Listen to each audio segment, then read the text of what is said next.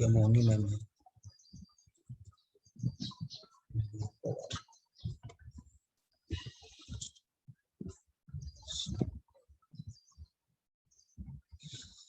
चलो बेटा, आवाज आ रही है?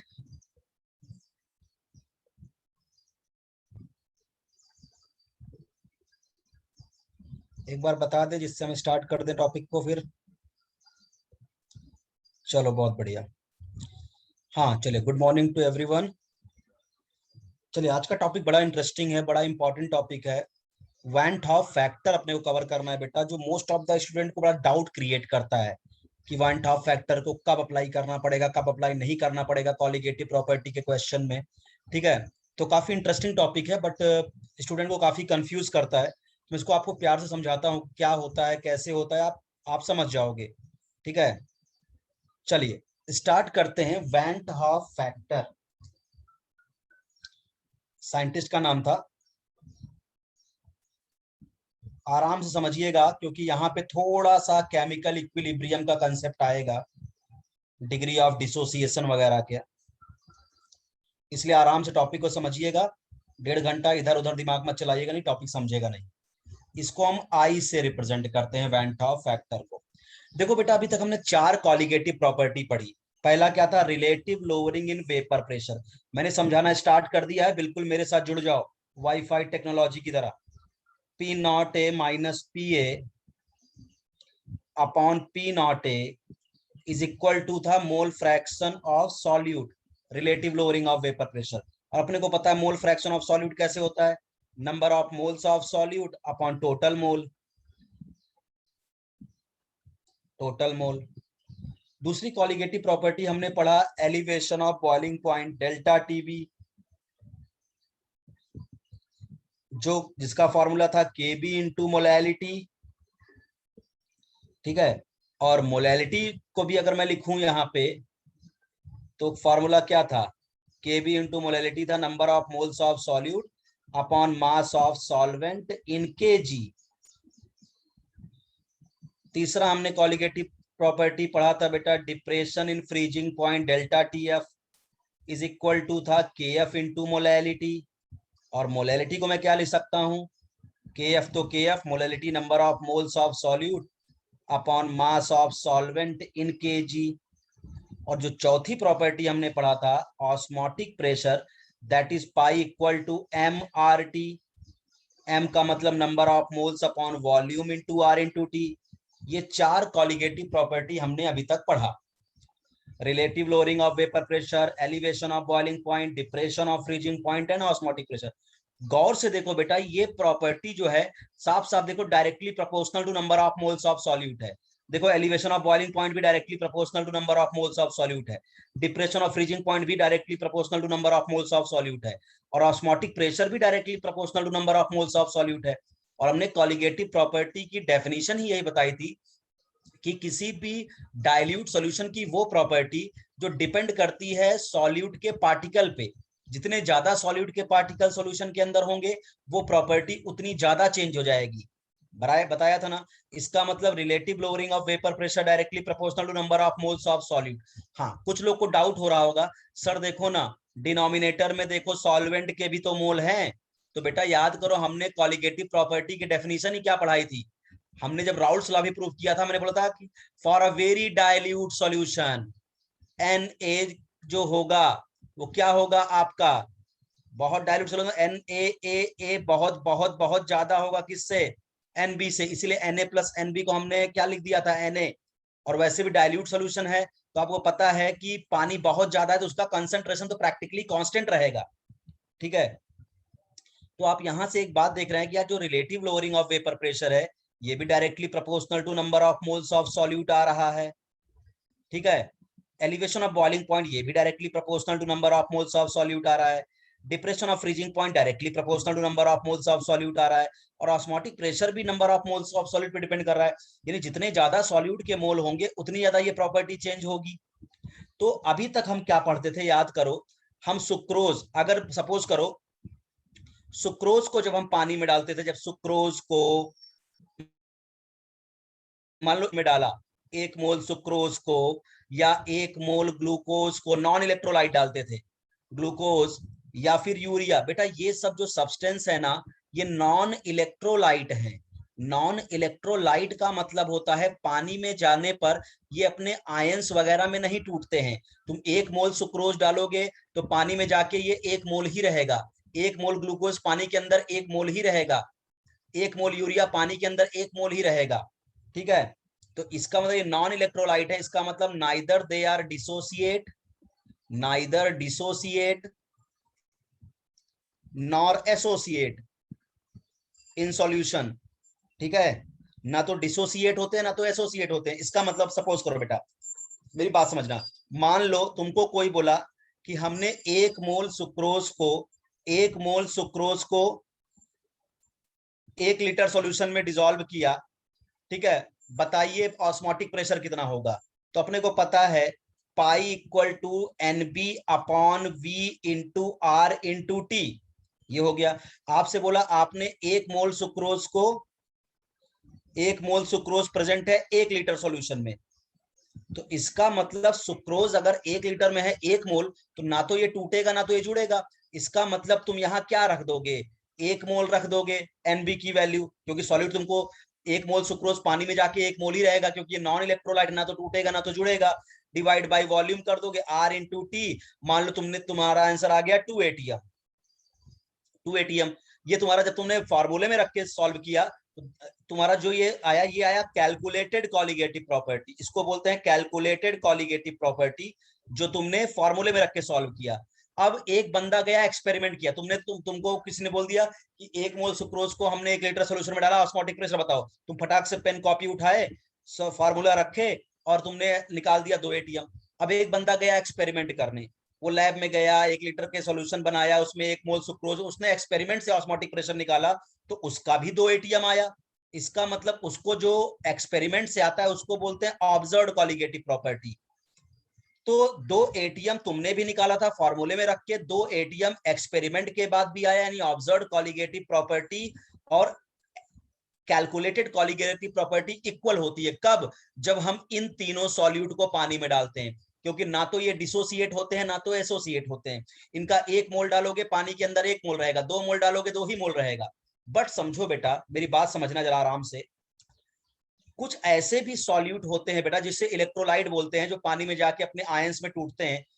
तो कुछ डिसोसिएटिव टाइप के भी सॉल्यूट होते हैं, कुछ एसोसिएटिव टाइप को भी सॉल्यूट होते हैं। दिमाग लगाओ, जैसे मैं कुछ डिसोसिएटिव सॉल्यूट को पानी में डालता हूं, अब आप देखो, अब यहीं से फील आना स्टार्ट होगी।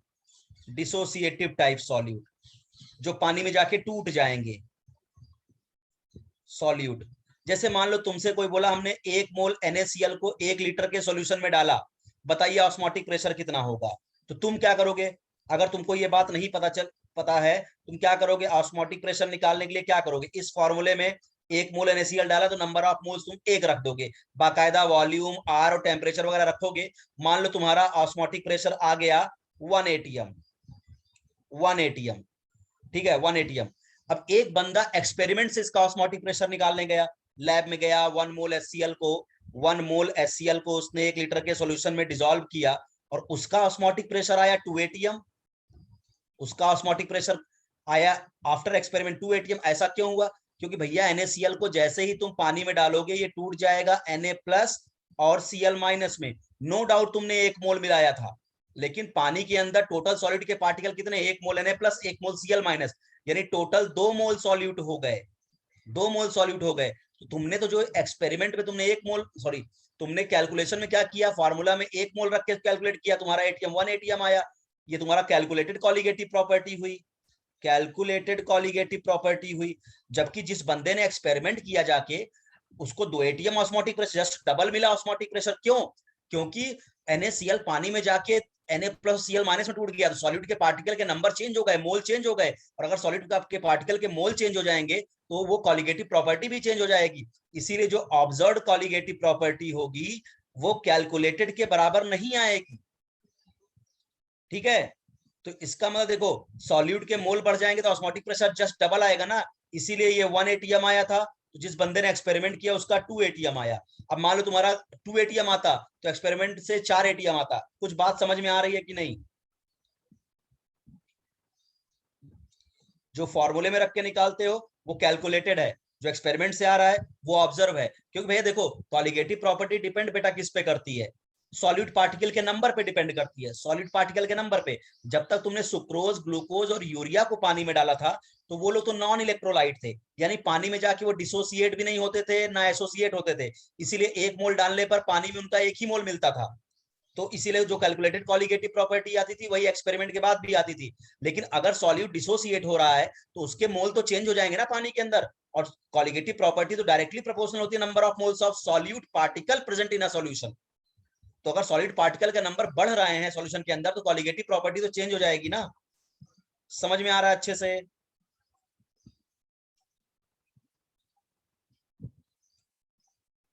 चलिए, जैसे मैं ले लू, मान लो MgCl2।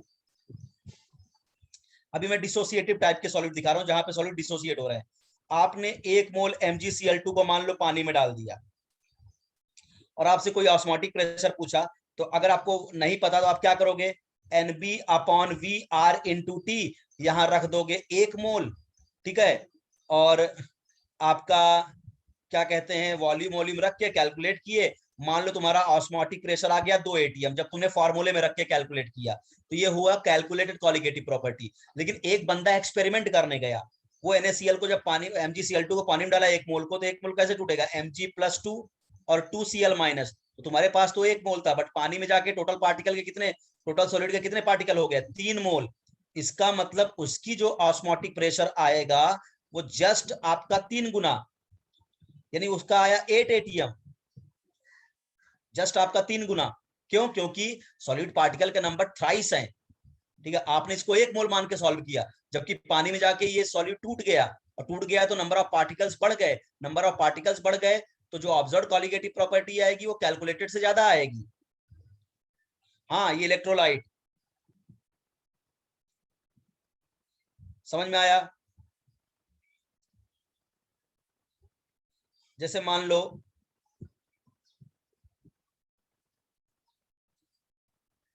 आपने ले लिया, मान लो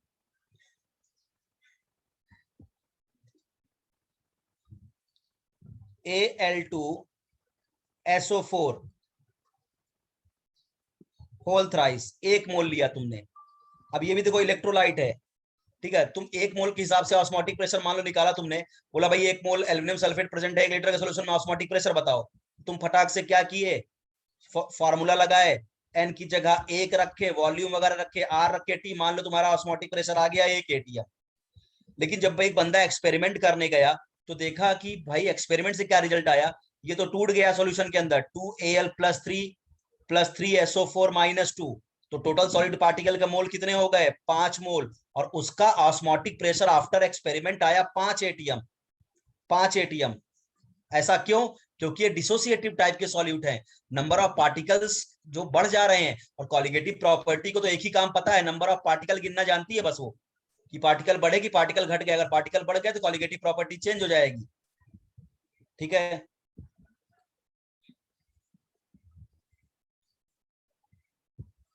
जैसे हमने ले लिया, मान लो डिसोसिएटिव का ही एग्जांपल ले रहा हूं, और जितने एग्जांपल ले रहा हूं यही सब क्वेश्चन भी आने वाले हैं आपके सामने। K4FeCN6 कॉम्प्लेक्स कंपाउंड, तुमने इसका 1 मोल लिया, इसको पानी में डाल दिया, अब ये कैसे टूटेगा, 4K+ 4 पोटेशियम आयन मिलेंगे, और FeCN6 4-, ये सब कॉम्प्लेक्स कंपाउंड सर आपको पढ़ाएंगे, कोऑर्डिनेशन कंपाउंड पूरा चैप्टर ही पढ़ोगे DNF ब्लॉक के बाद, ठीक है। तो अब देखो तुमने तो 1 मोल डाला, बट पानी में जाके ये कितने मोल हो गए, 5 मोल हो गए। तो यहाँ पे भी जो आपका जो कैलकुलेटेड कॉलिगेटिव प्रॉपर्टी होगी, जो आपने फॉर्मूले में रख के कैलकुलेट किया है, वो ऑब्जर्व कॉलिगेटिव के बराबर नहीं होगी। ऑब्जर्व कॉलिगेटिव प्रॉपर्टी ज्यादा आ रही है क्योंकि सॉलिड आपका टूट गया। तो जब भी सॉलिड टूट जाए या सॉलिड जुड़ जाता है तो बेटा क्या होते हैं, सॉलिड पार्टिकल का नंबर, देखो जब तक सॉलिड टूटेगा, जब सॉलिड टूटने वाला होगा तो सॉलिड पार्टिकल का नंबर बढ़ेगा, ठीक है। तो ऑब्जर्व कॉलिगेटिव प्रॉपर्टी कैलकुलेटेड से ज्यादा आएगी। लेकिन अगर मैं आपसे बोलूं कि मैं एसोसिएटिव टाइप का सॉल्यूट ले लूं, कुछ ऐसे भी सॉल्यूट होते हैं जो कंबाइन कर जाते हैं, एसोसिएट कर जाते हैं, एसोसिएटिव टाइप का सॉल्यूट ले लूं, एसोसिएटिव टाइप का सॉल्यूट ले लूं, और इसमें एक ही एग्जांपल आपके लिए बहुत इंपॉर्टेंट है, क्या, किसी भी कार्बोक्सिलिक एसिड को जब आप बेंजीन में डालते हो बेटा वो डाइमराइज हो जाता है। कोई भी कार्बोक्सिलिक एसिड को जब आप बेंजीन में डिसॉल्व करते हो तो वो डाइमराइज होता है। तो हमने देखिए 2 मोल एसिटिक एसिड को बेंजीन में डाला, यानी हमने लिया स्टार्टिंग मटेरियल 2 मोल, 2 मोल एसिटिक एसिड को हमने बेंजीन में डिसॉल्व किया, तो ये दोनों मिलके 1 मोल हो गए। कैसे, जरा देखो, CH3COOH और CH3COOH, तो ये दोनों कार्बोक्सिलिक एसिड के बीच में हाइड्रोजन बॉन्ड बन गया, जिसकी वजह से ये डाइमराइज कर जाए। डाइमर का मतलब होता है 2 चीज मिलके एक हो जाए तो डाइमर, 3 चीज कंबाइन करके एक बन जाए तो ट्राइमर, 4 कंबाइन होके एक बन जाए तो टेट्रामर। ठीक है, जैसे पॉलीमर पढ़ा होगा। तो 2 मोल, अब इससे क्या बन गया, 1 मोल बन गया। तुमने तो डाला 2 मोल, अब मान लो किसी ने पूछा ऑस्मोटिक प्रेशर बताओ, तो तुमने फटाक से फॉर्मूले में रखा NB/V, R/T। NV की जगह तुम रख दोगे 2 मोल, वॉल्यूम रखोगे, R रखोगे, T रखोगे, मान लो ऑस्मोटिक प्रेशर आ गया 1 atm। ये हुआ कैलकुलेटेड कॉलिगेटिव प्रॉपर्टी, तुमने फॉर्मूले में रख के कैलकुलेट किया, कैलकुलेटेड कॉलिगेटिव प्रॉपर्टी। अब एक बंदा ने एक्सपेरिमेंट करने गया, एक्सपेरिमेंट से देखा कि यार वो तो दोनों तो जुड़ गए अंदर, यानी ये तो सॉल्यूट तो 1 मोल हो गया। तो यहाँ कॉलिगेट उसका ऑस्मोटिक प्रेशर आया आपका 1/2 atm, आधा atm आया। यानी यहां पे भी कैलकुलेटेड कॉलिगेटिव प्रॉपर्टी, भाई यहां पे भी क्या हो गया, एसोसिएशन में तुमने 2 मोल मिलाया 1 मोल हो गया, यानी सॉल्यूट के पार्टिकल के नंबर डिक्रीज हो गए। तो यहां पे भी जो कैलकुलेटेड कॉलिगेटिव प्रॉपर्टी होगी वो ऑब्जर्व कॉलिगेटिव प्रॉपर्टी के बराबर नहीं होगी। बट अगर मैं बोलूं डिसोसिएशन में क्या होता है, डिसोसिएशन में ऑब्जर्व कॉलिगेटिव प्रॉपर्टी कैलकुलेटेड से ज्यादा आती है, क्योंकि वहां पार्टिकल के नंबर बढ़ते हैं। लेकिन एसोसिएशन में क्या होगा, जो ऑब्जर्व कॉलिगेटिव प्रॉपर्टी की वैल्यू कैलकुलेटेड से कम आएगी, क्योंकि यहाँ पे नंबर ऑफ मोल्स घट जा रहे हैं। बताइए कुछ फील आ रही है कि नहीं, समझ में आ रहा है कि नहीं?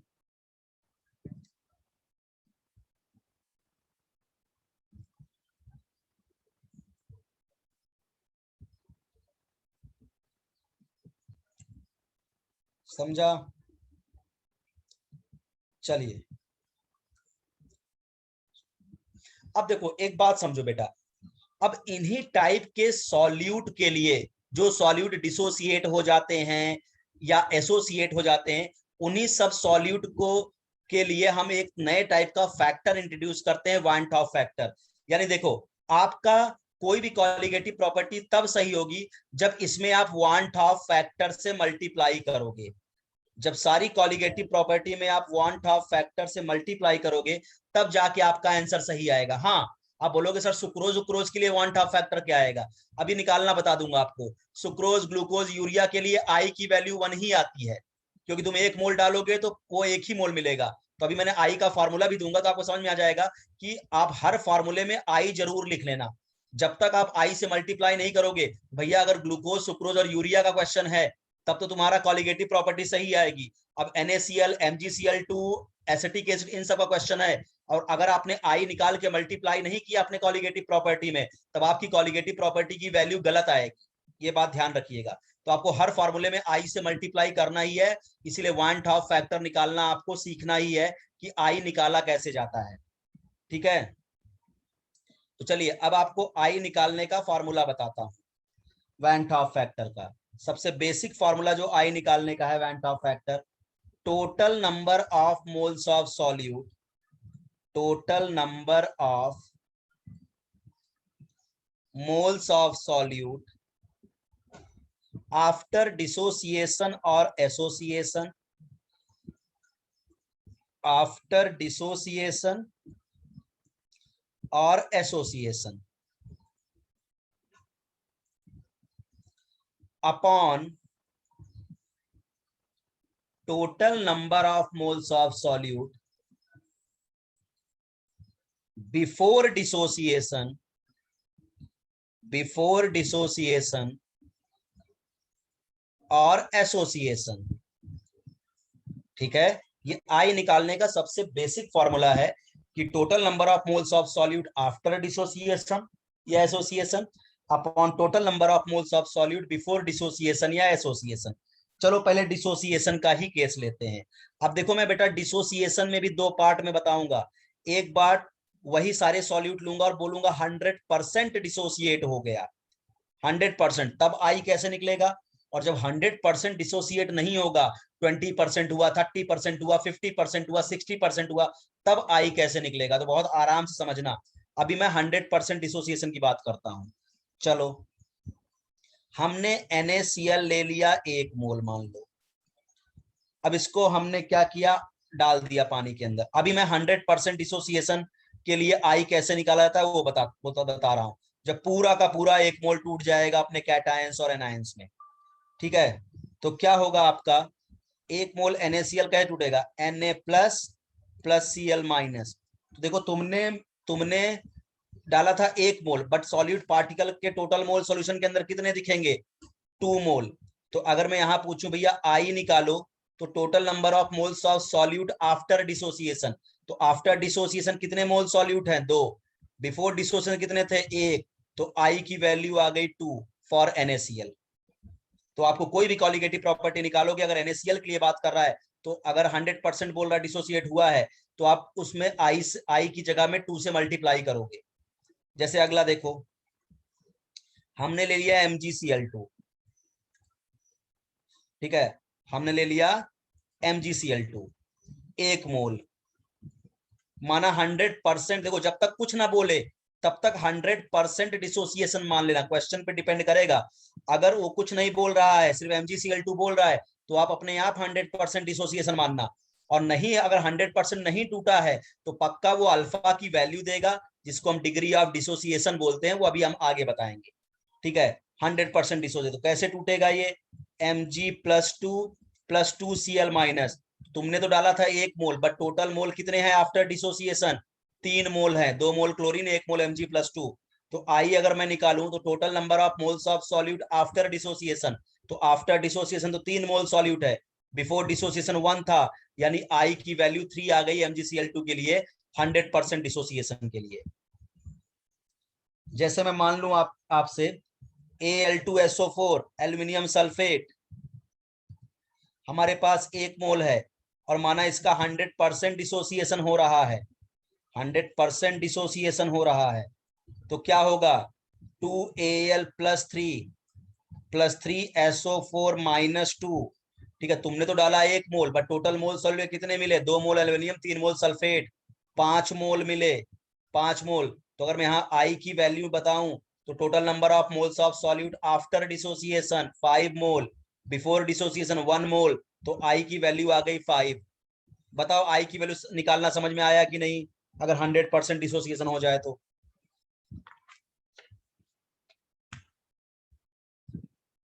समझा?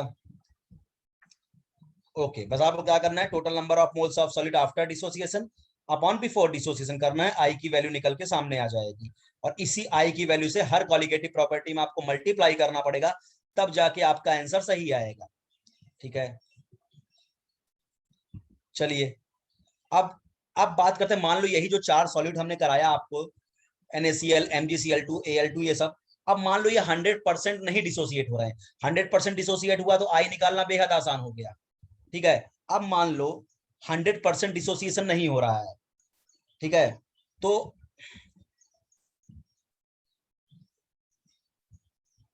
Do not dissociate 100%। अब यहां पे आपको केमिकल इक्विलिब्रियम का कंसेप्ट आना चाहिए, तब कैसे हम आई निकालेंगे, ठीक है। बहुत ध्यान समझना, अब आपको समझना पड़ेगा, अगर आपके केमिकल इक्विलिब्रियम आपने ध्यान से पढ़ा होगा तो आपको ये बात समझ में आएगी, ठीक है। डू नॉट डिसोसिएट 100%, तब यहाँ पे एक टर्म आता है डिग्री ऑफ डिसोसिएशन, आराम से समझिएगा, डिग्री ऑफ डिसोसिएशन, आराम से समझिएगा, डिग्री ऑफ डिसोसिएशन, इसको बेटा हम अल्फा से रिप्रेजेंट करते हैं, डिग्री ऑफ डिसोसिएशन को हम अल्फा से रिप्रेजेंट करते हैं। समझो, डिग्री ऑफ डिसोसिएशन क्या है? अल्फा। अल्फा क्या होता है? 1 मोल में से कितना मोल टूट गया, हिंदी में लिख रहा हूं, 1 मोल में से कितना मोल टूट गया, 1 मोल में से कितना मोल टूट गया, यानी 1 मोल सॉल्यूट में से कितना मोल सॉल्यूट डिसोसिएट हो गया, उसको बोलते हैं डिग्री ऑफ डिसोसिएशन। अब भैया अगर 1 मोल सॉल्यूट है, तो एक मोल में कितना मोल टूट सकता है? 0.1, 0.2, 0. 1 मोल से तो कम ही टूटेगा ना, ठीक है। तो एक मोल में से कितना मोल टूट गया उसको बोलते हैं डिग्री ऑफ डिसोसिएशन, ठीक है, डिग्री ऑफ डिसोसिएशन, ठीक है। एक मोल में से कितना मोल टूट गया। चलिए अब जरा समझिएगा, बहुत ध्यान समझिएगा। जैसे मैं बोलूं, अब पहला ही केस लेता हूं NaCl, आराम से समझिएगा। अब ये मान लो 100% डिसोसिएट नहीं हुआ, तो Na प्लस और Cl माइनस तुमने स्टार्टिंग में लिया, बहुत ध्यान समझिएगा। अब यहाँ इक्विलिब्रियम का पॉइंट चलेगा। इनिशियल मोल तुम्हारे पास ये कितना था? 1 मोल इनिशियल, ये तुम्हारे पास कितना था? 1 मोल। तो शुरुआत में ये 0 और 0 रहा होगा। ऐसे तुमने इक्विलिब्रियम में कई सारे क्वेश्चन निकाले होंगे, ठीक है। इनिशियल मोल कितना? हमेशा इनिशियल मोल तुम 1 मानना। यहाँ 4 भी लिखा रहे ना तब भी तुम इनिशियल मोल हमेशा 1 मानना। यहाँ 10 भी लिखा रहे ना तब भी तुम इनिशियल मोल हमेशा 1 मानना। तुम्हारा क्वेश्चन आसान होगा सॉल्व करना तुमको, ठीक है। इनिशियल मोल NaCl का 1 मोल मैंने मानना, ठीक है। तो इनिशियल में ये 0 और 0 होगा। एट इक्विलिब्रियम मान लो भाई अब 100% नहीं टूट रहा है, 100% नहीं टूट रहा है तो ये रिवर्सिबल रिएक्शन होगी, ठीक है। एट इक्विलिब्रियम मान लो सारे केस के लिए हम डिग्री ऑफ डिसोसिएशन को अल्फा मान रहे हैं। Degree of dissociation is alpha, पहले से मान के चल रहे हैं कि डिग्री ऑफ डिसोसिएशन अल्फा है। तो डिग्री ऑफ डिसोसिएशन क्या होता है? एक मोल से जितना मोल टूट गया उसको डिग्री ऑफ डिसोसिएशन बोलते हैं। और हमने डिग्री ऑफ डिसोसिएशन को क्या माना है? अल्फा, यानी एक मोल से अल्फा मोल टूट गया इसका मतलब। तो बताओ एट इक्विलिब्रियम अगर डिग्री ऑफ डिसोसिएशन अल्फा है तो NaCl के कितने मोल बचेंगे इक्विलिब्रियम पे? 1 माइनस अल्फा मोल बचेंगे, क्योंकि भैया एक डिग्री ऑफ डिसोसिएशन को अगर मैंने अल्फा माना है इसका मतलब एक मोल से अल्फा मोल टूट गया। तो NaCl कितना बचा? 1 माइनस अल्फा। अच्छा, अब Na प्लस और Cl माइनस कितना बनेगा? बहुत ध्यान से देखना, क्योंकि NaCl के सामने क्या लिखा है? 1। बहुत ध्यान समझना, क्योंकि इक्विलिब्रियम में आपने ये बात पढ़ा होगा। NaCl के सामने लिखा है 1, तो अगर एक मोल NaCl टूटता तो देखो एक मोल Na प्लस आयन बनता। अगर एक मोल NaCl टूटता तो एक मोल Na प्लस आयन बनता। बट अल्फा मोल NaCl टूटा है तो ये अल्फा मोल बनेगा। एक मोल NaCl टूटता तो एक मोल Cl माइनस बनता, बट NaCl अल्फा मोल टूटा है तो ये अल्फा मोल बनेगा। ये कितना बनेगा? अल्फा। फिर समझा रहा हूं, इनिशियल मोल तुम हमेशा 1 मानोगे तो ये 0 और 0 होगा।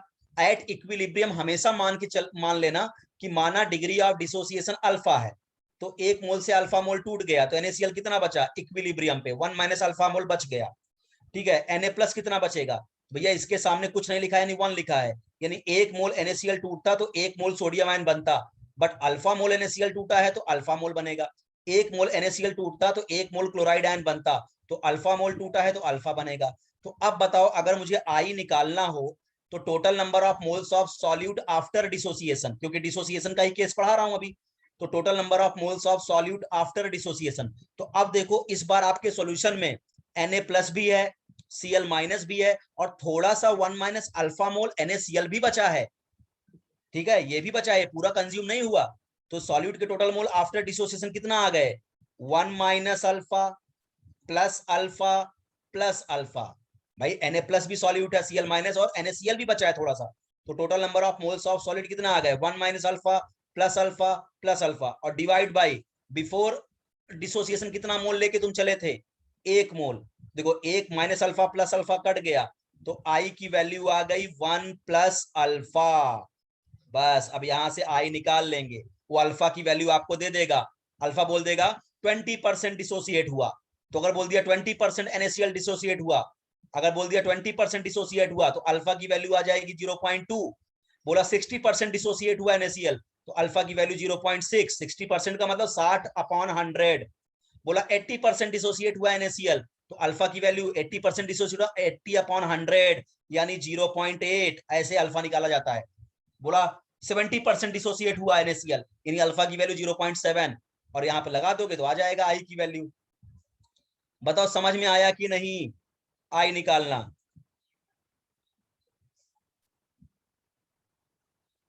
अभी और भी करेंगे, पहले ये बताओ ये समझा कि नहीं? ठीक है, चलिए अगला देखिए।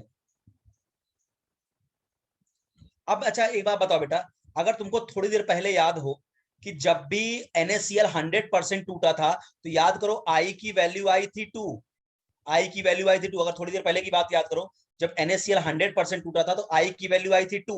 चलो मैं प्रूव कर देता हूं। अगर सोचो मैं बोल दिया 100% टूटा, 100% टूटने का मतलब 100/100, यानी अल्फा की वैल्यू 1 आएगी।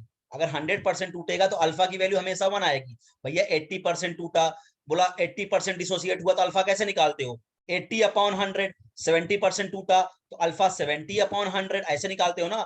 तो अगर NaCl 100% टूटेगा तो 100/100 यानी 1, अल्फा की वैल्यू 1 आएगी। तो अगर 100% टूट गया NaCl तो अल्फा की वैल्यू 1 आएगी।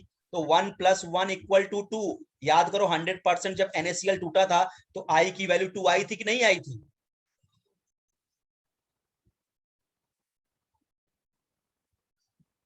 समझ में आया? ठीक है, चलिए अगला अगला लेते हैं।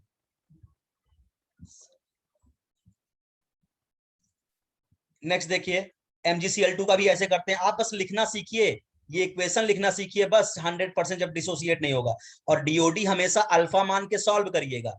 डीओडी अल्फा, और अल्फा की वैल्यू दे देगा तब भी टेंशन नहीं हो, तो रख लेंगे बाद में हम लोग। अभी न्यूमेरिकल बाद में कराएंगे, परेशान मत हो। MgCl2, अब चलो ये कैसे टूटेगा। मैं 100% डिसोसिएट नहीं हो रहा तब का केस बता रहा हूं। 2Cl-, सबसे पहले क्या लिखेंगे? इनिशियल मोल। इनिशियल मोल, डीओडी का मतलब भैया डिग्री ऑफ डिसोसिएशन। यार अब इतना बड़ा बड़ा मैं नहीं बोल पाता यार, शॉर्टकट समझो केमिस्ट्री में। डीओडी डिग्री ऑफ डिसोसिएशन, कौन सा लंबा बोलेगा यार? डीओडी बोल दिया, तुम हमारे स्टूडेंट हो, समझो कि पागल डिग्री ऑफ डिसोसिएशन की बात कर रहा है, इसका मतलब 1 मोल। ठीक है, ये 1 मोल हो। इनिशियल मोल हमेशा 1 मानना है। अब स्टार्टिंग में 0 और 0 होगा। एट इक्विलिब्रियम, एट इक्विलिब्रियम, अब इक्विलिब्रियम पे डीओडी है अल्फा, डीओडी हमेशा अल्फा मान लूंगा। तो डिग्री ऑफ डिसोसिएशन अल्फा, यानी 1 मोल में से अल्फा मोल टूट जाएगा। तो MgCl2 इक्विलिब्रियम पे कितना बचेगा? 1 - अल्फा, 1 - अल्फा। अब फिर दिमाग लगाओ, इसको लिखने के लिए क्या दिमाग लगाओ? यहां लिखा है 1, यानी अगर 1 मोल MgCl2 टूटता तो 1 मोल Mg+2 आयन बनता। 1 मोल MgCl2 टूटता तो 1 मोल Mg+2 आयन बनता। तो अल्फा मोल टूटा है MgCl2 तो ये अल्फा मोल बनेगा। अच्छा, 1 मोल MgCl2 टूटता तो 2 मोल क्लोराइड आयन बनता। 1 मोल MgCl2 टूटता तो 2 मोल क्लोराइड आयन बनता। इसका मतलब अल्फा मोल टूटा है तो ये 2 अल्फा बनेगा। ये 2 अल्फा बनेगा। Very good, excellent. ठीक है, 2 अल्फा बनेगा। अब बस खत्म हो गई कहानी, वाट लग गई क्वेश्चन की। आई क्या होता है? Total number of moles of solute after dissociation. तो आफ्टर डिसोसिएशन तो सॉल्यूशन के अंदर Mg+2 के भी आयंस हैं, क्लोराइड आयन के भी आयंस है, और MgCl2 के भी 1 - अल्फा मोल बचा हुआ है। तो सारे जोड़ दीजिए आप, क्या होगा? 1 - alpha plus alpha plus 2 alpha, और बिफोर डिसोसिएशन कितने मोल लिए थे? 1 - अल्फा प्लस अल्फा कट गया, तो आई की वैल्यू आ गई 1 + 2 अल्फा, 1 + 2 अल्फा। अब देखो एनसीईआरटी वगैरह में आपको इसका डायरेक्ट फार्मूला दिया गया है, मैं आपको लास्ट में वो भी बता दूंगा। बट मैं फार्मूले से ज्यादा भरोसा करता हूं कि आपको डेरिवेशन आना चाहिए। फार्मूला कितना रटोगे? अगर ये डेरिवेट करना आ गया तो आप फटाफट निकाल लोगे। भाई 1 + 2 अल्फा आ गया। अब कोई अल्फा पूछे तो पक्का आई की वैल्यू दे देगा वो। अब मान लो आपसे कोई पूछा अल्फा कैलकुलेट करो, तो क्या यहाँ से अगर आई की वैल्यू देता, अल्फा नहीं कैलकुलेट कर सकता क्या? मैं कैसे? I - 1 = 2 alpha, so I - 1/2 = alpha. यहां से अल्फा भी निकाल सकते हैं। तो अगर आप ये सब कर लोगे तो सारा काम कर सकते हो, अल्फा भी निकाल सकते हो, आई भी निकाल सकते हो। अच्छा एक बात बताओ, जब अभी MgCl2 जब 100% डिसोसिएट हुआ था तो याद करो आई की वैल्यू आई थी 3, आई की वैल्यू आई थी 3, क्योंकि 1 मोल ये 2 मोल ये। तो फॉर 100% डिसोसिएशन, फॉर 100% डिसोसिएशन अगर होगा तो अल्फा की वैल्यू क्या होती है? 100% मतलब 100/100, अल्फा की वैल्यू होती है 1। तो अगर मैं यहाँ पे 100% डिसोसिएशन MgCl2 का कराऊं तो अल्फा की वैल्यू क्या रख दूंगा? 1। तो 2 × 1 कितना आ जाएगा? 3। समझ में आ रहा होगा शायद। ठीक है, समझा?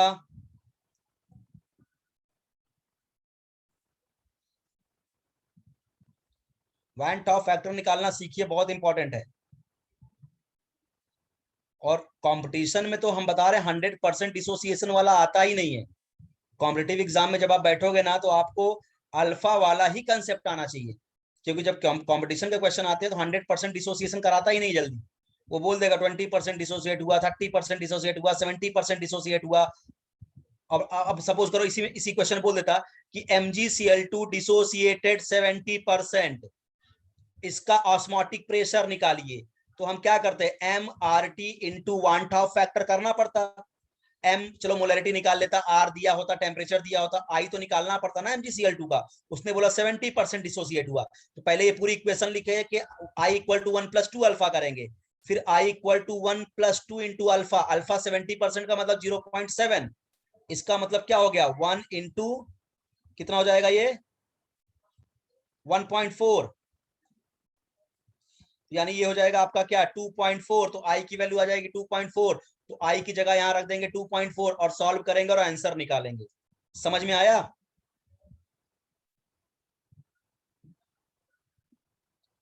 बोलिए। अभी क्वेश्चन सेशन बाद मिलेंगे, अभी बता रहा हूं कंसेप्ट समझ में आ रहा है कि नहीं, आई अल्फा में खेलने वाला। चलिए अब चलो ये वाला भी सॉल्यूट ले लेते हैं। जैसे याद करो हमारे पास ये था Al2SO4 होल थ्राइस, ठीक है। चलो ये टूटेगा तो कैसे टूटेगा बेटा, 2Al + 3 + 3SO4 - 2। मैं 100% डिसोसिएशन का केस ही नहीं ले रहा हूं, ठीक है। तो क्या होगा, इनिशियल मोल, इनिशियल मोल हमेशा क्या मानूंगा, रिएक्टेंट का इनिशियल मोल 1, जानबूझ के कि मेरा क्वेश्चन आसान रहे। तो ये 0 और 0 होगा। एट इक्विलिब्रियम, एट इक्विलिब्रियम, तो डीओडी हमेशा क्या मानना है, अल्फा। डीओडी हमेशा क्या मानना है, अल्फा। तो अगर डीओडी को मैं अल्फा मान रहा हूं तो इसका मतलब 1 मोल में से अल्फा मोल टूट जाएगा, तो एल्यूमिनियम सल्फेट कितना बचेगा 1 - अल्फा। अब फिर वही कहानी स्टार्ट करो, यहां कुछ नहीं लिखा है तो 1 लिखा है। 1 मोल एल्यूमिनियम सल्फेट टूटता तो 2 मोल Al + 3 बनता, तो अल्फा टूटा है तो ये 2 अल्फा बनेगा। 1 मोल एल्यूमिनियम सल्फेट टूटता तो 3 मोल सल्फेट बनता, तो ये अल्फा है तो ये 3 अल्फा बनेगा। तो इसका मतलब आई निकालो आप, आई इक्वल टू क्या हो जाएगा, total moles of solute after dissociation 1 - alpha + 2 alpha + 3 alpha, यानी ये हो जाएगा 5 अल्फा - 4। इसका मतलब 1 - 4 अल्फा, सॉरी 1 + 4 अल्फा ये आएगा। बताइए समझ में आया कि नहीं?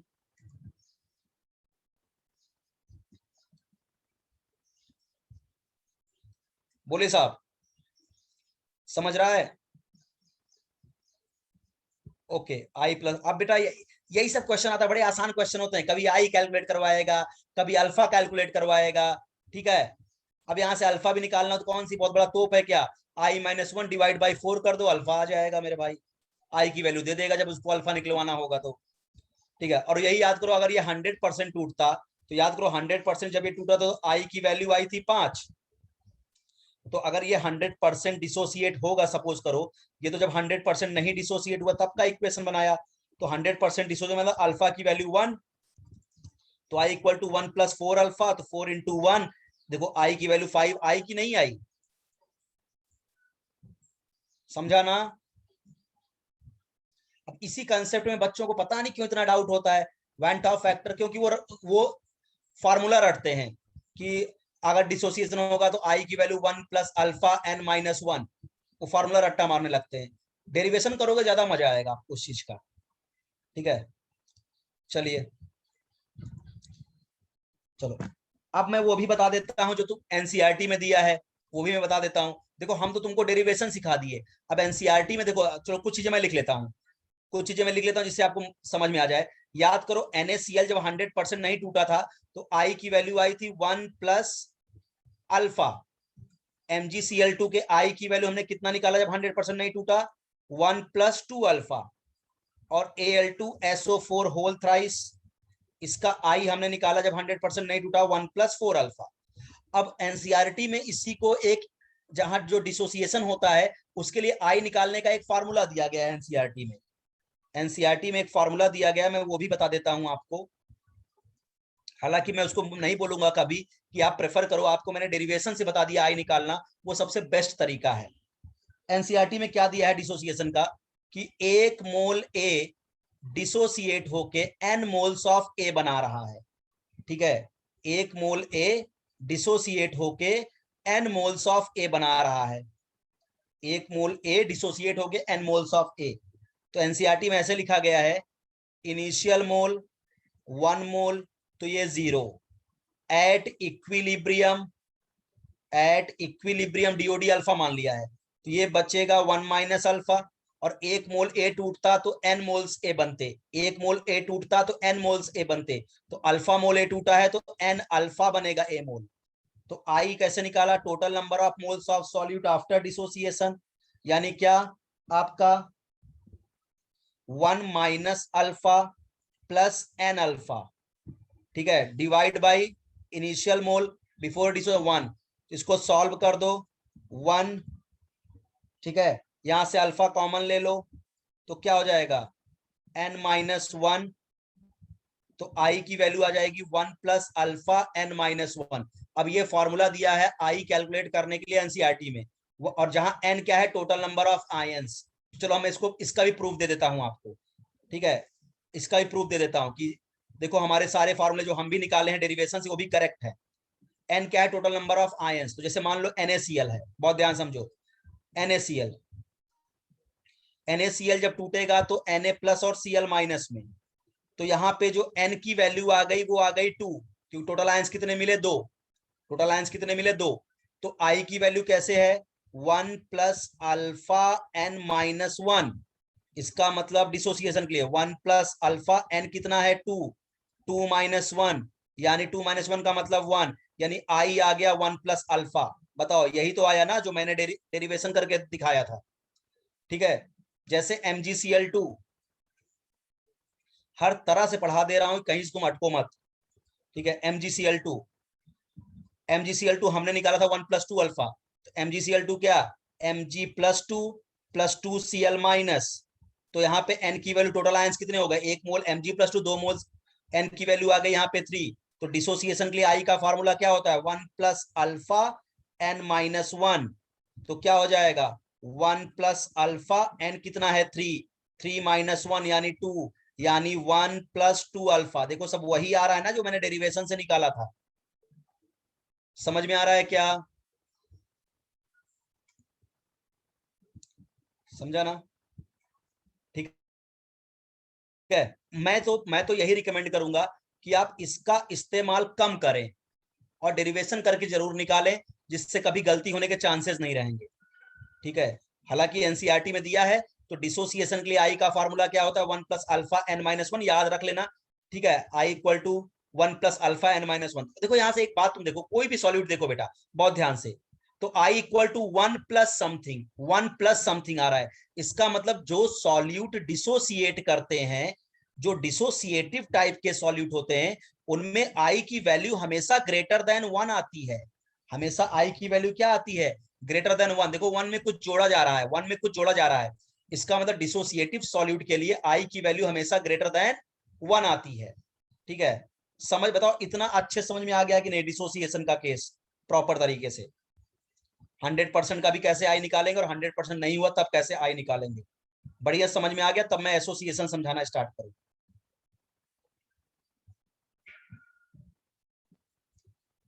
ठीक है, चलिए आइए आगे बढ़ते हैं, अब एसोसिएशन का केस देखते हैं। पहले 100%, फिर अगर 100% नहीं होगा तब कैसे निकालेंगे।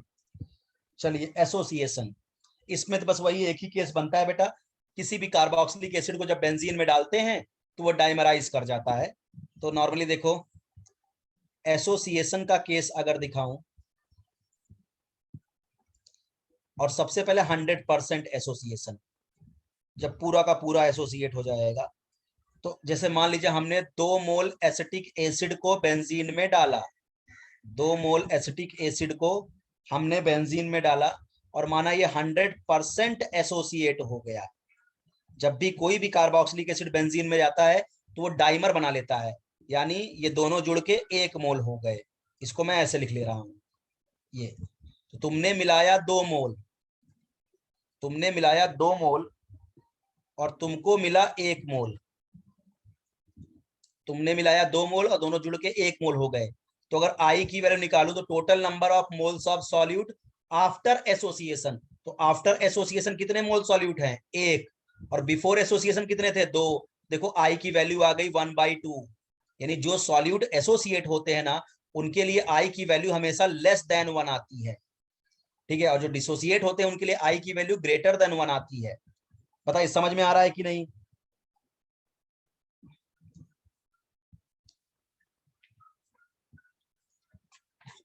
ठीक है, चलिए अब अगर मान लो 100% डिसोसिएशन नहीं हो रहा है, सॉरी 100% एसोसिएशन नहीं हो रहा है, तब क्या होगा उसको सीखते हैं।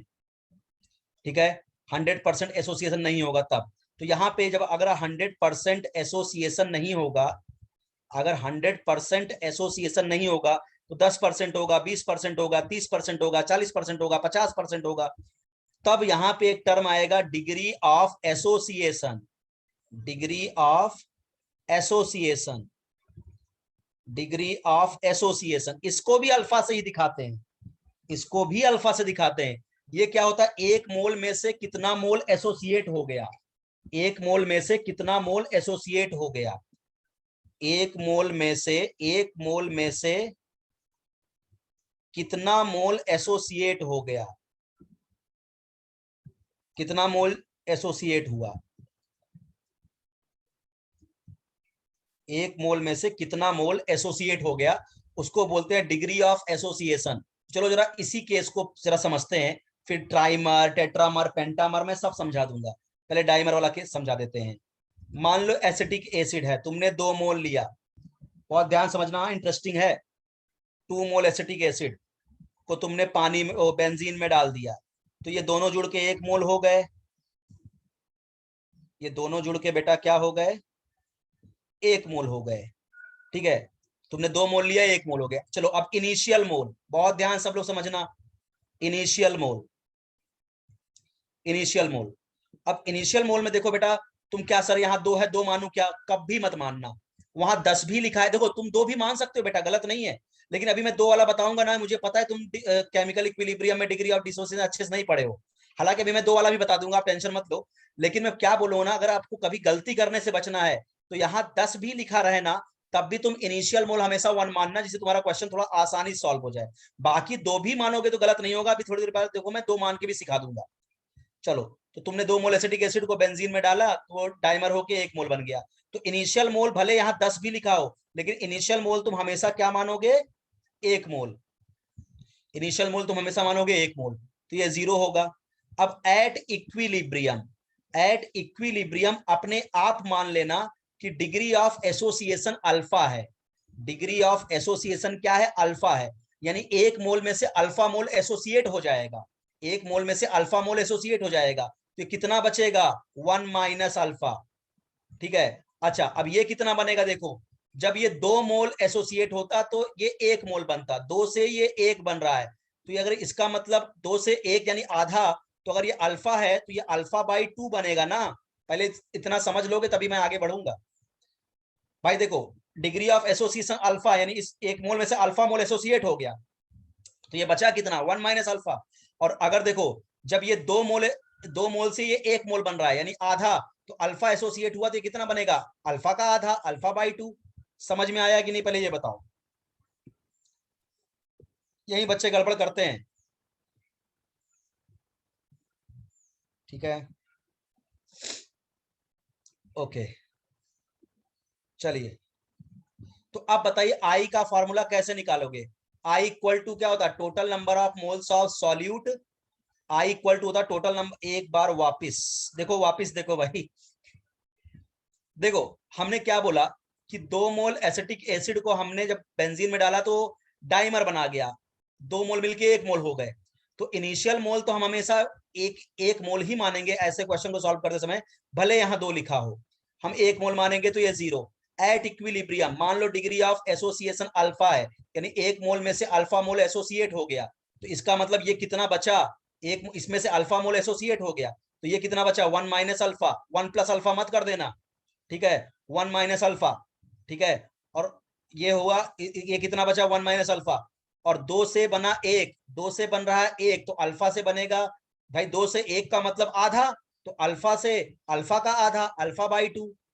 समझ में आया कृतिका?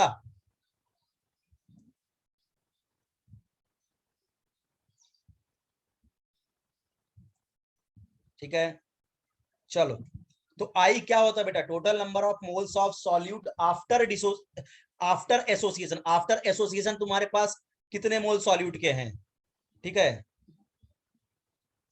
तो कितना हो जाएगा, 1 माइनस अल्फा तो ये है, प्लस अल्फा बाई 2 ये है, और डिवाइड बाई 1, तो इसको अगर सॉल्व करो आप, तो 1 minus alpha plus alpha by 2 को सॉल्व कर लो, तो क्या हो जाएगा बेटा, -2 अल्फा प्लस अल्फा, ठीक है, तो इसका मतलब ये क्या आ जाएगा आपका, 1 minus alpha by 2, so i equal to क्या आ जाएगा, 1 माइनस अल्फा बाई 2। भैया देखो, ये 2 अल्फा -2 अल्फा और प्लस अल्फा, माइनस, इसको क्रॉस मल्टीप्लाई कर दोगे ना, तो क्या हो जाएगा आपका, ये आ जाएगा 1 माइनस 2, सॉरी यार क्या लिख रहा हूं मैं, 1 माइनस अल्फा बाई 2,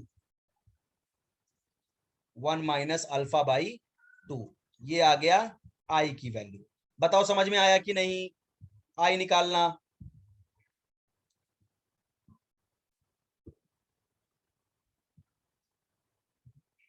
समझा?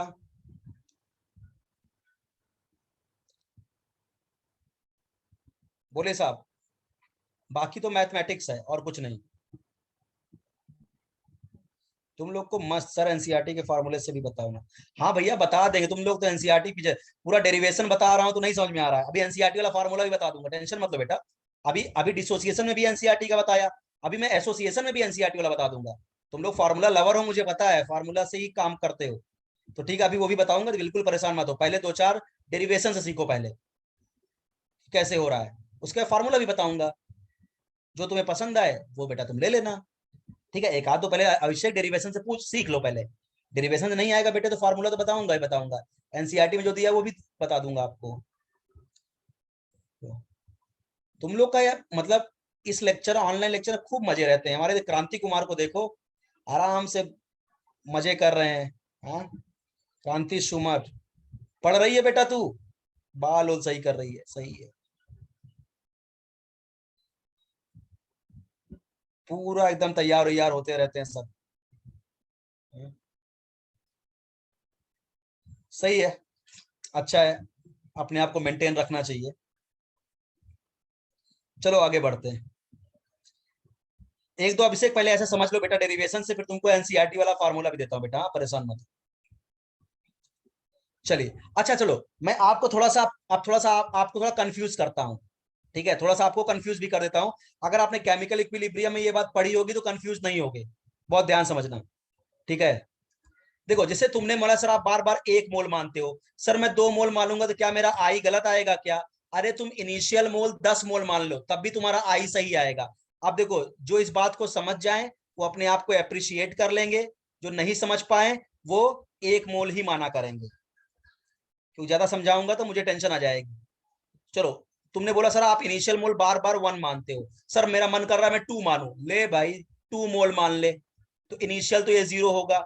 At equilibrium, at equilibrium degree of association alpha मानना है, यानी 1 मोल में से अल्फा मोल एसोसिएट हो गया, तो अगर 1 मोल से अल्फा मोल एसोसिएट हुआ तो आपके 2 मोल से 2 अल्फा एसोसिएट हुआ, तो ये कितना बचेगा, 2 माइनस 2 अल्फा, ये गेम हो गया, 2 माइनस 2 अल्फा। बात समझिएगा, डिग्री ऑफ डिसोसिएशन हमने डिग्री ऑफ एसोसिएशन अल्फा माना, यानी 1 मोल से अल्फा मोल एसोसिएट होगा, तुम्हारे पास तो 2 मोल है, तो 2 मोल से कितना एसोसिएट होगा, 2 अल्फा एसोसिएट होगा, तो बचेगा कितना, 2 माइनस 2 अल्फा, ठीक है, यानी 2 अल्फा मोल एसोसिएट हो गया। अब देखो, 2 से 1 बन रहा है यानी आधा, 2 से क्या बन रहा है 1, तो अगर 2 अल्फा एसोसिएट हुआ तो ये कितना बचेगा, केवल अल्फा। 2 से 1 बन रहा है यानी 2 अल्फा से अल्फा आधा बनेगा, अब निकालो आई कितना होगा, 2 minus 2 alpha plus alpha divide by क्या, आपका इनिशियल मोल तुमने 2 माना है। सॉल्व करो इसको, आप चाहो तो यहां पे क्या कर लो, इसको सॉल्व करो, देखो 1 माइनस अल्फा बाई 2 ही आ रहा है मालिक। समझ में आया कि नहीं?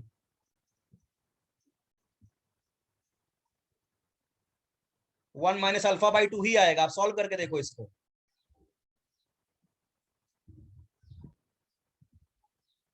समझा? तो इसीलिए बता रहा हूं ये भी पैटर्न है, बट इसमें तो काफी बच्चों को कंफ्यूजन आ जाती है, इसलिए हम बोलते हैं भैया हमेशा तुम एक ही मोल माना करो इनिशियल, जिससे तुम्हारा लफड़ा गड़बड़ ना हो कुछ भी। चलो चलो, ये तो डाइमराइज का केस था। मान लो मैं ट्राइमर का केस दिखाता हूं, ट्राइमर का केस दिखाता हूं, बहुत ध्यान समझिए। ट्राइमर का केस, ट्राइमर का केस का मतलब क्या होगा, जैसे मान लो 3 moles of X combine to form x3, देखो ट्राइमराइज हो गया, ट्राइमर बन गया। चलो इनिशियल मोल क्या मानोगे, हमेशा 1 मोल मानोगे, मेरी बात मानोगे तो फायदे में रहोगे। 1 मोल तो ये 0, वैसे तुम लोग की मैथ्स माशाल्लाह बहुत अच्छी है, इसलिए गड़बड़ हो जाएगा।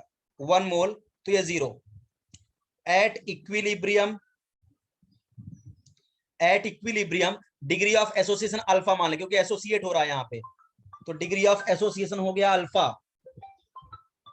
ठीक है, डिग्री ऑफ एसोसिएशन हो गया आपका क्या, अल्फा।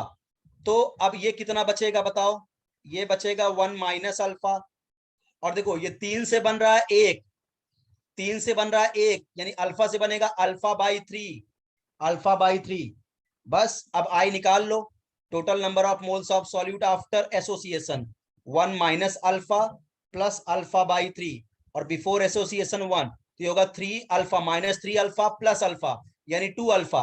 तो आई इक्वल टू क्या जाएगा, 1 माइनस 2 अल्फा बाई 3। ये आ गया, देखो आई की वैल्यू, आई की वैल्यू आ गई 1 माइनस 2 अल्फा बाई 3। समझ में आ रहा है कि नहीं? एकदम आसान है यार।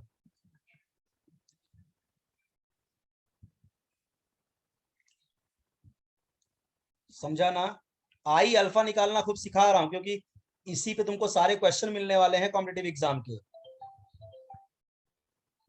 चलिए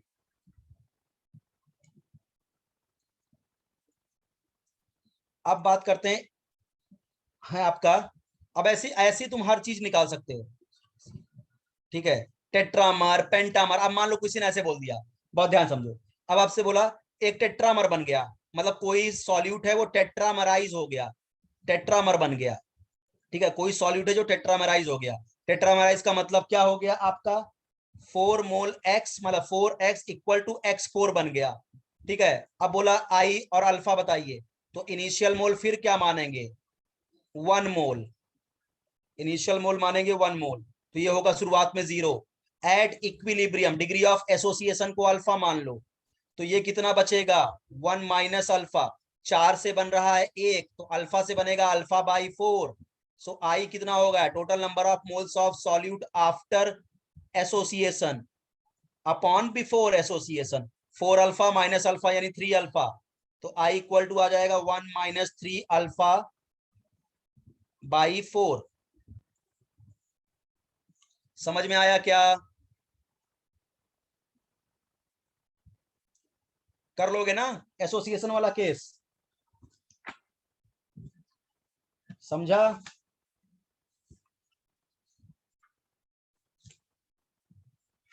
कोई डाउट तो नहीं है? एकदम आसान है बेटा।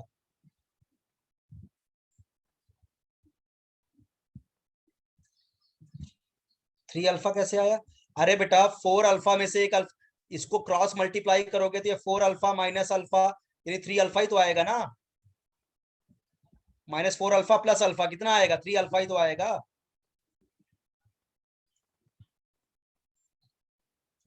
चलिए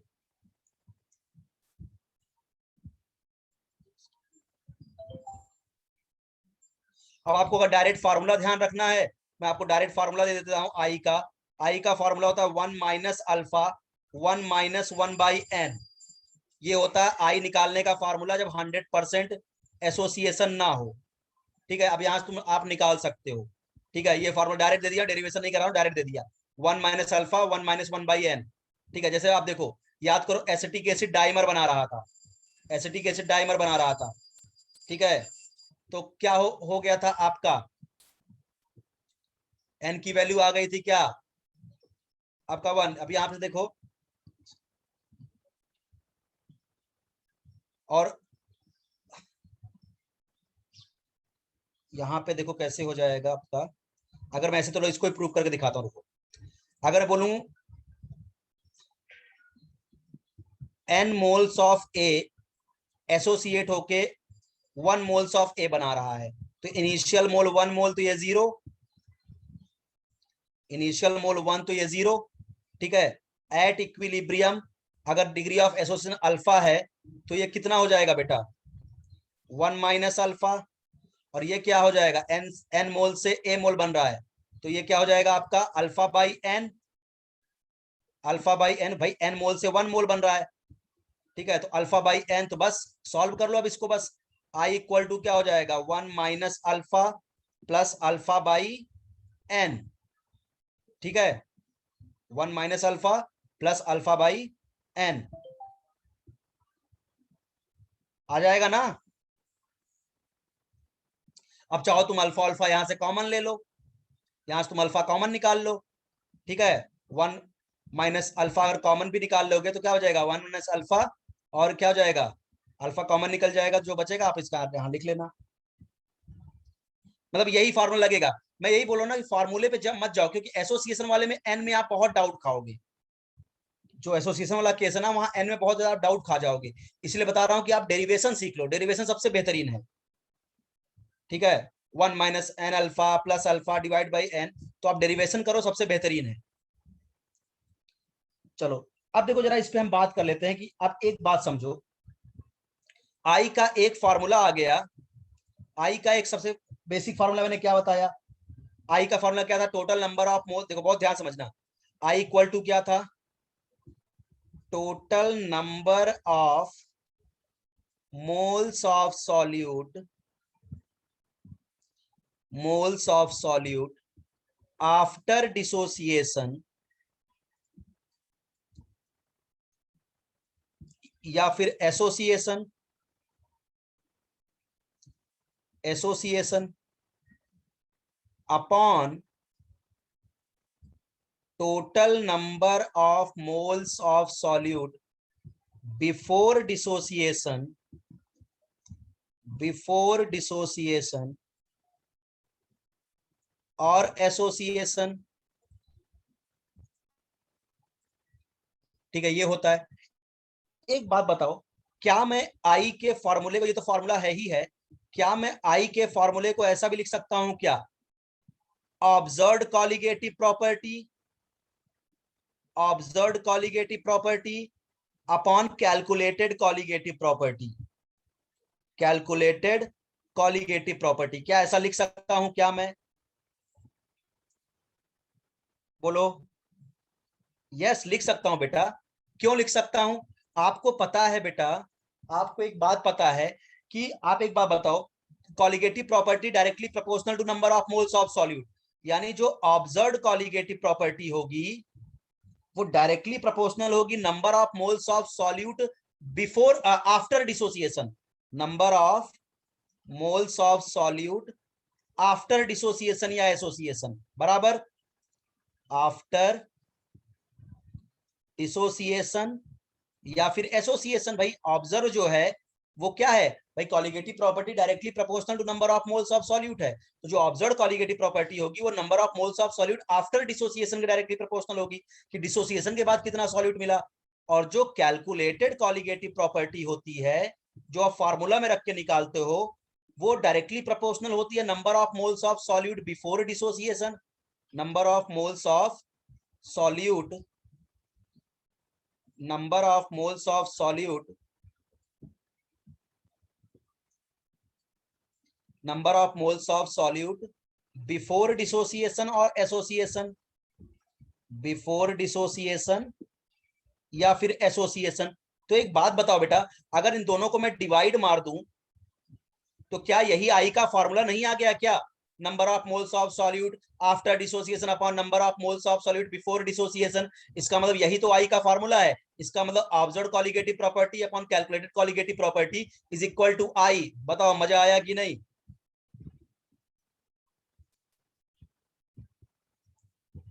समझा?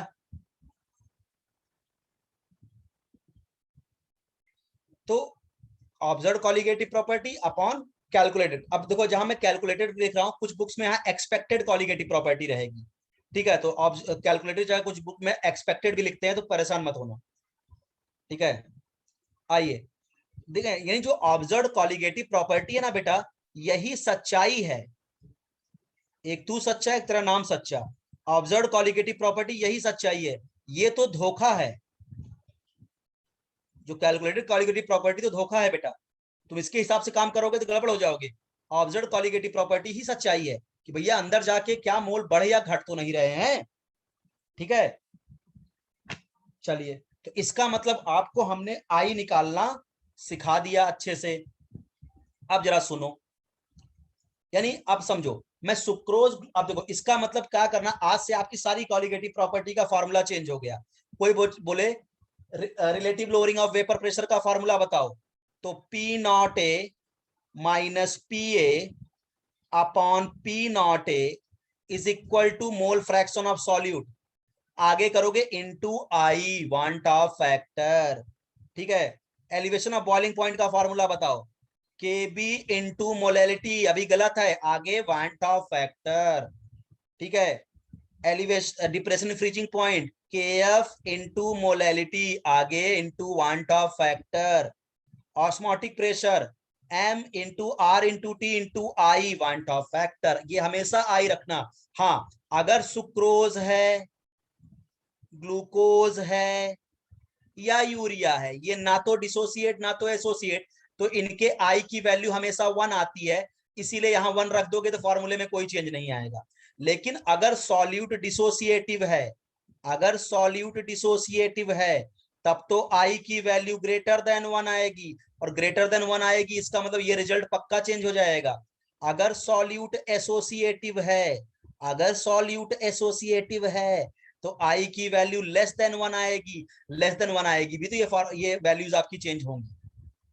पता ये बढ़िया से समझ में आ गया कि नहीं? वांट ऑफ फैक्टर एकदम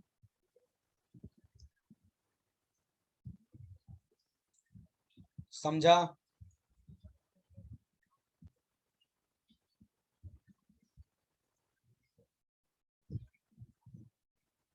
चलिए, अब इस पे अब इस पे क्वेश्चन करते हैं। अब समय आया है क्वेश्चन करने का, क्योंकि बिना वांट ऑफ फैक्टर के क्वेश्चन करना बेकार होता है इसका। आइए, अब इस पे हम क्वेश्चन लेते हैं। चलो, पहला क्वेश्चन लेता हूं मैं। At a given temperature, at a given temperature, which of the following will have, which of the following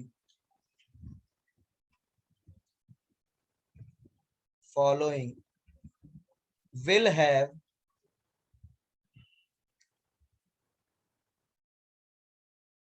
osmotic pressure. अब ऐसे क्वेश्चन आते हैं, बहुत ध्यान समझिएगा। मैक्सिमम ऑस्मोटिक प्रेशर, एक गिवन टेम्परेचर, इन्होंने इस टेम्परेचर को उसने फिक्स कर दिया, बोला at a given temperature which of the following will have maximum osmotic pressure. पहला दिया 1 मोलर NaCl, दूसरा दिया 1 मोलर सोडियम सल्फेट, तीसरा दिया 1 molar aluminium sulphate, 1 molar aluminium sulphate, और चौथा दिया 1 मोलर यूरिया। बोला अगर टेम्परेचर फिक्स है तो बताइए इन चारों में किसका ऑस्मोटिक प्रेशर ज्यादा होगा। तो हम ये जानते हैं कि ऑस्मोटिक प्रेशर का फॉर्मूला होता है क्या आपका, molarity into R into T into van't Hoff factor. भैया मोलैरिटी देखो सबकी 1 मोलर है, यानी मोलैरिटी तो कांस्टेंट है इसका मतलब, ठीक है? आर तो पैदाइशी कांस्टेंट है, टेम्परेचर भी उसने फिक्स कर दिया, इसका मतलब साफ साफ दिख रहा है कि osmotic pressure directly proportional to van't Hoff factor i. जिसका आई ज्यादा होगा उसका ऑस्मोटिक प्रेशर ज्यादा होगा। तो अब देखो NaCl, अब देखो इसने देखो अल्फा की वैल्यू कहीं नहीं दिया है, इसका मतलब अपने आप इसको 100% डिसोसिएशन का केस मान लेना।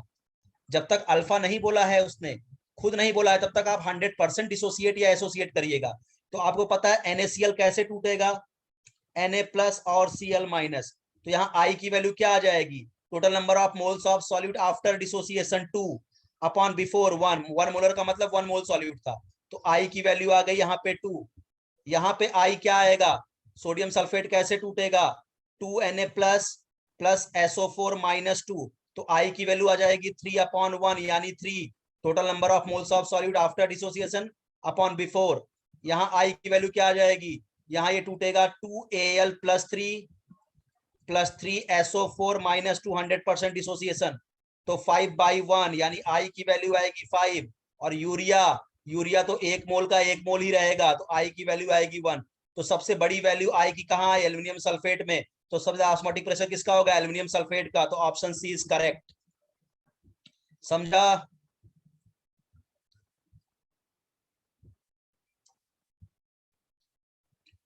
आ गया समझ में? ओके, चलिए अगला देखते हैं। नेक्स्ट क्वेश्चन देखिए आप, अपने को दिया बेटा, ए दिया 1 molar NaCl, 1 molar NaCl, B दिया 1 मोलर यूरिया, सी दिया 1 मोलर बेंजोइक एसिड, और टेम्परेचर बोल दिया 25 डिग्री सेल्सियस।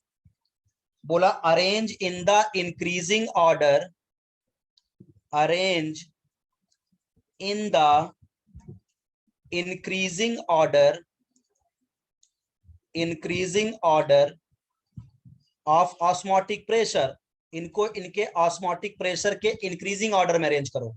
तो अपने को पता है भैया ऑस्मोटिक प्रेशर तो होता है M × R × T × want Hoff factor.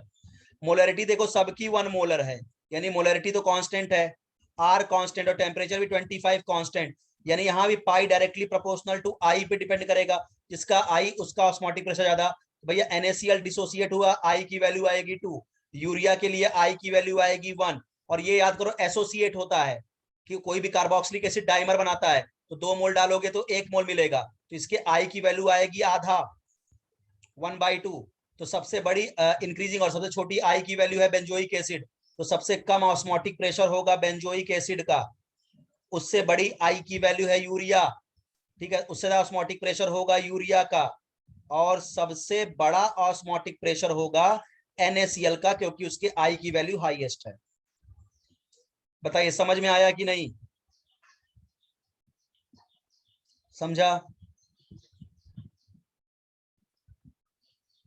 अब ऐसे ही अगर आपसे एलिवेशन ऑफ बॉइलिंग पॉइंट पूछता, melt depression of freezing point पूछता, सेम आंसर ऐसे ही जाता, ठीक है। चलिए अब एक और क्वेश्चन लेते हैं, थोड़ा इंटरेस्टिंग क्वेश्चन लेते हैं, आइए थोड़ा बढ़िया क्वेश्चन ले लेते हैं। अब ये IIT JEE का क्वेश्चन देखो जरा, IIT JEE देखिए, इसने बोला 1% यूरिया, 1% यूरिया है NH2CO NH2, 1% यूरिया है, 1% NaCl है मेरे पास, और 1% मेरे पास सोडियम सल्फेट है। बढ़िया क्वेश्चन है ये, सोडियम सल्फेट, और बोला 100% डिसोसिएशन हो रहा है इनका, सबका क्या हो रहा है, 100% डिसोसिएशन हो रहा है, और टेम्परेचर भी बोल दिया 25 डिग्री सेल्सियस है, टेम्परेचर फिक्स कर दिया उसने। Arrange in the decreasing order of osmotic pressure, decreasing order of osmotic pressure, decreasing order of osmotic pressure. अब देखो बेटा ये बहुत बढ़िया क्वेश्चन है, जरा समझना। अब यहाँ बच्चे गलती क्या करते हैं, उनको पता है यार ऑस्मोटिक प्रेशर का फॉर्मूला तो molarity into R into T into van't Hoff factor है, तो बच्चे गलती क्या कर देते हैं, उनको लगता है देखो टेम्परेचर तो कांस्टेंट है, टेम्परेचर कांस्टेंट है, आर कांस्टेंट, और 1% 1% 1% 1% के चक्कर में बच्चे मोलरिटी को भी कांस्टेंट कर देते हैं, उनको लगता है मोलरिटी भी कांस्टेंट है। अरे कैसे मोलरिटी कांस्टेंट होगी यार? आपको पता है इन सब को तुम क्या मान लो, अपने आप वेट बाय वॉल्यूम मान लो, weight by volume, weight by volume अपने आप मान लो। इसका मतलब 1 ग्राम यूरिया प्रेजेंट है 100 ml में, 1 ग्राम यूरिया कितने में है? 100 ml सॉल्यूशन में है, ठीक है, 100 ml सॉल्यूशन में है। और 1 ग्राम NaCl भी कहां है? 100 ml सॉल्यूशन में है। और 1 ग्राम सोडियम सल्फेट भी कहां है? 100 ml सॉल्यूशन में। भैया 1% का मतलब ये थोड़ी है कि मोलरिटी तीनों की सेम हो गई। भैया मोलरिटी क्या होती है? अगर बेटे ध्यान दो तो मोलरिटी होती है number of moles of solute upon volume of solution, volume of solution in litre, in litre यही होती है। और number of moles of solute कैसे निकलता है बताओ? Number of moles of solute निकलता है mass of solute upon molar mass, upon molar mass. No doubt बेटा, मेरी बात समझना बेटे, नो डाउट वॉल्यूम 100 का सबका 100 ml है, इसका मतलब अगर लीटर में बदलूंगा तो 0.1 लीटर तो सबका वॉल्यूम है। लेकिन नंबर ऑफ मोल्स तो बताइए मास अपॉन मोलर मास होता है, तो मास तो सबका सेम है, 1 ग्राम 1 ग्राम 1 ग्राम, लेकिन तीनों सॉल्यूट अलग अलग है ना, तो उनके मोलर मास तो अलग अलग होंगे ना। और अगर मोलर मास अलग होंगे तो नंबर ऑफ मोल्स अलग आएगा, अगर नंबर ऑफ मोल्स साहब अलग आएगा तो मोलरिटी अलग आएगी, ठीक है। इसीलिए यहाँ पे ये IIT जेईई ने ऐसे ही क्वेश्चन पूछता है कि थोड़ा आप दिमाग लगाइए।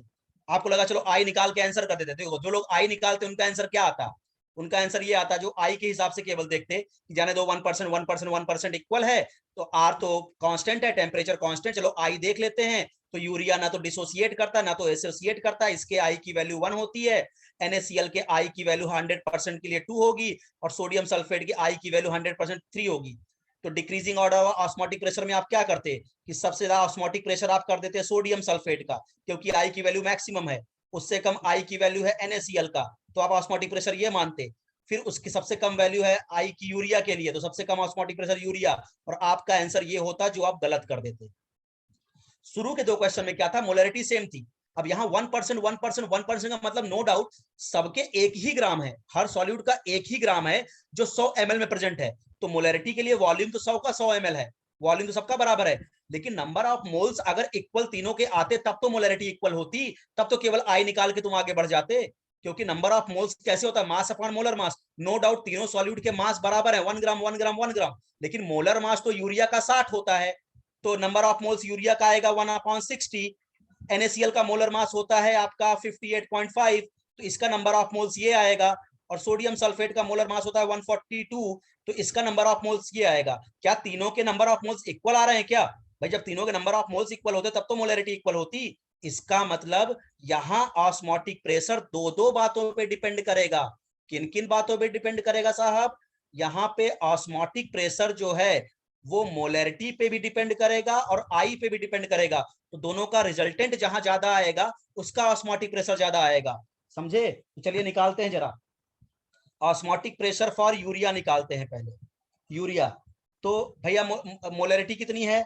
मोलरिटी M/I करना है। मोलरिटी यूरिया कैसे निकालेंगे? Number of moles upon volume, और नंबर ऑफ मोल्स कैसे निकलता है? मास अपॉन मोलर मास। मास है 1 ग्राम और मोलर मास है 60, ठीक है। और वॉल्यूम कितना है? 100 ml, उसको लीटर में बदलो तो 0.1। इसको सॉल्व कर दिया है तो आ गया ये आपका 1/6।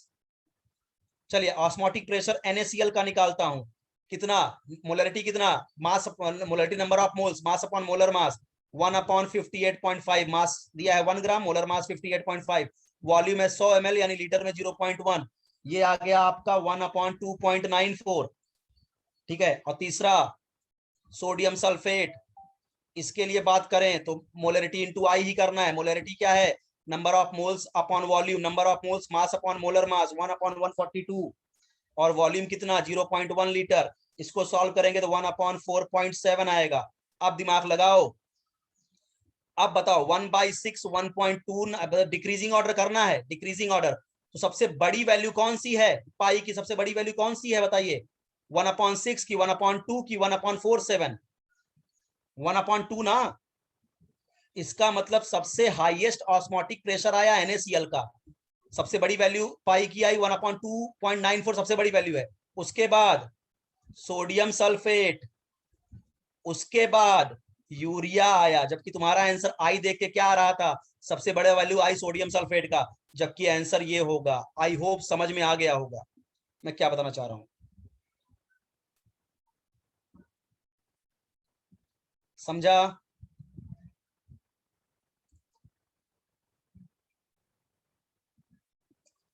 बोले साहब, समझ में आया? तो जब आईआईटी वाईटी क्वेश्चन होते हैं ना, थोड़ा सा उनका आपके देखो, आईआईटी का सीधा सा फोकस होता है ना कि तुम्हारा तुम्हारा क्वेश्चन पे एप्टीट्यूड क्या है। ठीक है, वो आपका एप्टीट्यूड चेक करता है। क्वेश्चन में दम नहीं था, लेकिन जो जो जो ये एप्टीट्यूड लगाएगा उसका सही हो जाएगा। बाकी जो केवल आई पे फोकस कर देगा वो गड़बड़ हो जाएगा। ठीक है, जब मोलैरिटी सेम है, टेम्परेचर सेम है, तब तो केवल आई से डिसीजन ले लूंगा मैं। अब 1% 1% 1% का मतलब मोलैरिटी थोड़ी सेम हुई, क्योंकि हर सॉल्यूट का तो मोलर मास अलग है, जिसके उसके मोल अलग आएंगे। जब मोल अलग आएंगे तो मोलरिटी कैसे सेम हो पाएगी? तो मोलरिटी और आई दोनों पे डिपेंड किया। समझ में आ गया? चलो इवनिंग में आएंगे तो फिर 2-4 क्वेश्चन और करेंगे, और फिर हम पढ़ेंगे एब्नॉर्मल मोलर मास पढ़ेंगे इवनिंग में, और हेनरीज लॉ, और ये चैप्टर आज आपका इवनिंग में खत्म हो जाएगा। कोशिश ये रहेगी ये चैप्टर खत्म हो जाएगा, फिर हम लोग नेक्स्ट चैप्टर स्टार्ट करेंगे, थर्मोडायनेमिक्स। ठीक है, एक बड़ा चैप्टर स्टार्ट करेंगे थर्मो, और शायद नेक्स्ट वीक से अपन लोग ऑफलाइन मिलने लगे तो और भी अच्छा रहेगा। ठीक है, थर्मो ऐसे चैप्टर हैं कि सामने रह के पढ़ाने का अलग फील आता है। ठीक है, चलिए चलिए फिर इवनिंग में मिलते हैं। चलो बेटा, बाय बाय।